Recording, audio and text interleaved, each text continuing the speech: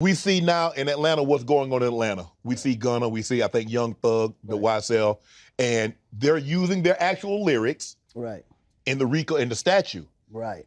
You wrote, "This is real life to me." How much should they be allowed? Because in California, Governor Newsom said, "Nah, we're not going to use lyrics against people." And you know what? I agree with not using lyrics against people, because a lot of times, most of the stuff that a lot of rappers are talking about ain't true. It's this fantasy world of being a gangster, or this fantasy world of being the OG. Studio gangsters. Studio gangsters, right? So, which is cool, because movies do the same thing. They fit real life, right? You kill somebody in a movie don't mean they can go and say, "Oh, you killed somebody, I'm charging you for murder." But the difference in a lot of these cases is that a lot of the information that's being released on these songs are information that's never been put to the public in an investigation.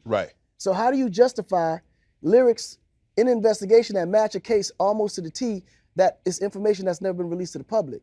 It's kind of hard to fight that. So to kind of confess your own crimes on a record is kind of stupid. Yeah, it is a little ridiculous. It's ridiculous. These charges that in Atlanta on Young Thug and the YSL, they seem very serious. No, they're very serious. And they won't get bond. They tried to get bond, and they've been denied, I think, 3 or 4 times. Thug and Gunna. You think they're going away for a while? Man, I pray that they never have to deal with that kind of experience. But the worst part of me is saying that they probably going to utilize them and use them as an example. That's what scares me, because I'm sure they probably did. I mean, ain't nobody angels. Everybody gonna go through what they go through. But I think a lot of the issues that they're dealing with are more issues that might have stemmed from their past. That's being presentized. And of course, when you come from a past environment of that kind of life, as you get more successful, if you're smart, you will kind of detach yourself from it.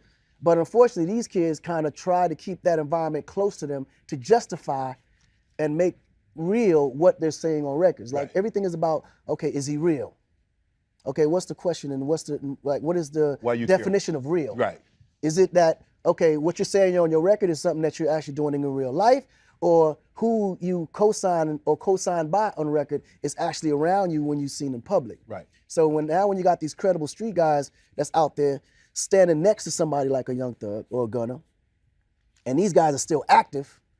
And obviously, if you're active in the streets, that means you're still out there committing crimes. But yet, you're with someone who might have been attached or involved in their life in the past, but they're still currently with you. You could easily be caught up in any kind of conspiracy, because you know that person. If it's a case on that person and they pull up a RICO, just you knowing the person, you tied in because of conspiracy. So you got to be a lot smarter than the average person to understand how much you have to lose by being attached to that environment. You got to be able to let that go. What happened to, like, man, laying in bed at night and the situation, not because I come from a very impoverished situation, but when I laid in my bed at night, I was like, God, just give me an opportunity to get away from this. Yes. I can tell you about my story, but I didn't want to relive it. Okay, if you're trying to get out these streets, why do you care to go back once you made it to try to relive that and try to impress people? Man, I'm still hood. Well, the problem is most of them never was. Okay.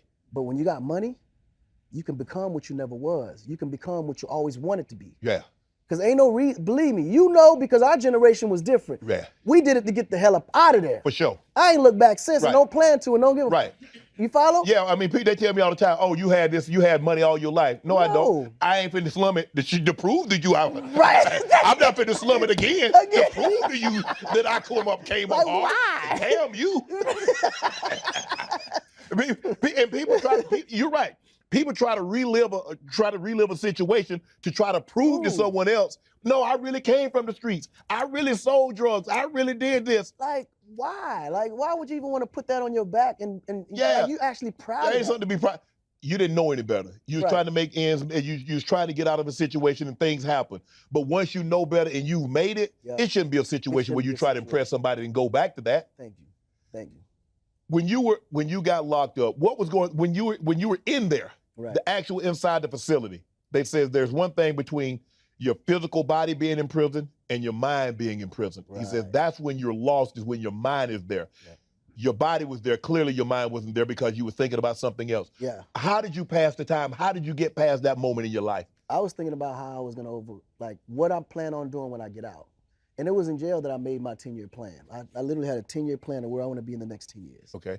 And at the top of my plan was I want to be able to work with Michael Jackson. Mm-hmm.